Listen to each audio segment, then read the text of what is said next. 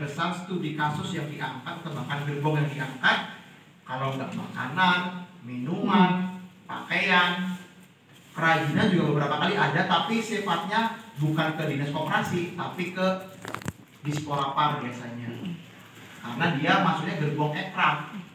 Maka justru kalau di kementerian yang banyak ngurusin ekraf bukan Kemenkop, tapi Kemenpar ekraf. Beberapa kali kita sering sama Kemenpar ekraf juga sama. Kalau gerbongnya ekraf atau kerajinan ekraf gitu ya, itu nanti masuk ke Kemenpar ekraf. Nanti ada 17 subsektor ekonomi kreatif. Ada masak, ada film, ada foto, macam-macam gitu.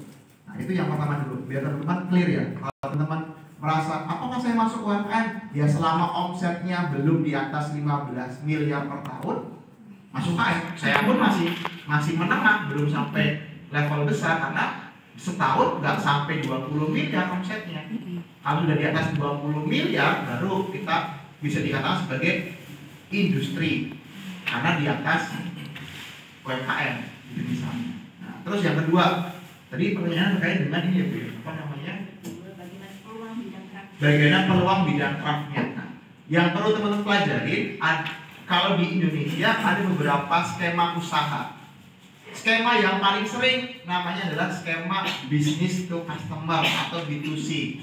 Artinya kita membuat suatu produk atau suatu jasa, produk itu akan langsung dikonsumsi oleh customer. Bikin makanan langsung dikonsumsi oleh orang yang beli makanannya. Model yang kedua yang kayak Mbak jalankan adalah business to business. Artinya apa? Kita bikin produk tapi nggak dikonsumsi langsung oleh customer. Oleh siapa? Oleh bisnis yang lain. Contohnya, saya bikin ayam geprek tapi nggak jualan retail di warung geprek. Jualannya kemana? Catering ayam geprek itu misalnya. Buat suplai misalnya catering karyawan UNES, catering mahasiswa gitu misalnya. Dia bikin bisnis atau bikin produk atau jasa untuk suplai siapa? Untuk suplai bisnis. Nah kalau B2B seperti ini, pengalaman saya cuma ada dua model pendekatannya. Mau membuat bisnis yang kita servis pendapatannya makin tinggi, artinya menaikkan pendapatan bisnis yang lain, atau membuat bisnis tersebut operasionalnya makin efisien atau makin rendah. Nah, tinggal kita mau mainnya di mana. Dengan produk yang kita hadirkan akan membuat bisnis lain penjualannya makin tinggi, atau dengan produk yang kita hadirkan akan membuat operasional usahanya makin rendah. Ada juga yang ketiga, levelnya adalah business to government, biasanya B2G. Contohnya, saya bikin catering, saya dapat pesanan dari dinas, Pemkot gitu misalnya. Itu artinya kita bukan B2B lagi, tapi B2G, business to government. Nanti mainnya beda lagi. Ini yang sering kena lubang juga di sini. Teman-teman UMKM sedang, wah, saya dapat pesanan 10.000 piece dari Pemkot Kota Semarang gitu misalnya. Tapi teman-teman nggak tahu cara mainnya. Cara mainnya B2G itu nggak ada DP. Gimana mainnya? Teman-teman bikin produk dulu, teman-teman hadirkan produknya, kirim produknya ke government, ke pemerintah, baru teman-teman akan melampirkan invoice, betul?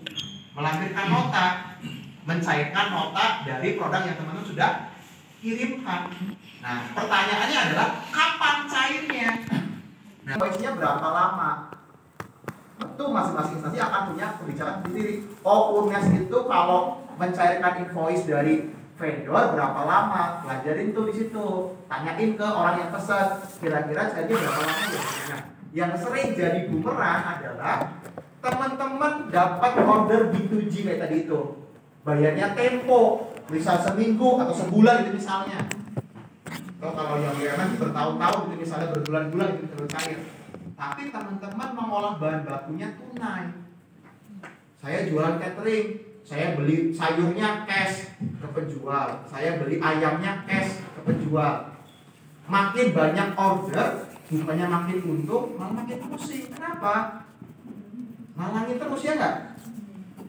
Makin banyak ordernya, saya makin pusing. dibuat dengan talangan. Contoh saya dapat misal proyek pengadaan dari UNES jumlah 1 miliar. Saya harus modal dulu, misal 500 juta atau berapa juta buat tadi itu. Nah, yang benar gimana mas cara mainnya? Kalau saya dapat order tempo, usahakan mengolah bahan baku juga dengan sistem tempo. Oke lah, saya cari supplier ayam yang mungkin lebih mahal, nggak apa-apa, tapi sama-sama mau dibayar tempo. Makanya kalau pas kita dengar pendapat dengan komunitas UMKM atau dengan penggiat UMKM, mayoritas kendala UMKM yang paling pertama adalah modal biasanya. Kenapa? Kadang dia nggak ngerti cara mainnya dulu. Akhirnya endingnya butuh modal terus mas, makin rame justru modalnya harusnya makin banyak. Padahal nggak juga. Tergantung teman cara mainnya. Kalau dapat ordernya tempo, ya harusnya cari supplier yang sama-sama tempo. Itulah kenapa makin besar perusahaan, biasanya makin banyak vendor yang supply. Kenapa? Dia pengen menahan uang dulu di tempat dia. Karena kalau dia olah sendiri, dia nggak bisa tempo, betul? Itu yang kalian harus pelajari. Mau masuk ke B2C, B2B atau B2G itu misalnya.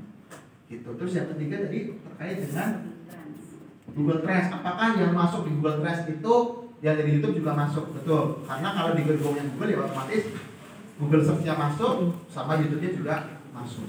Itu mungkin semoga bisa menjawabkan.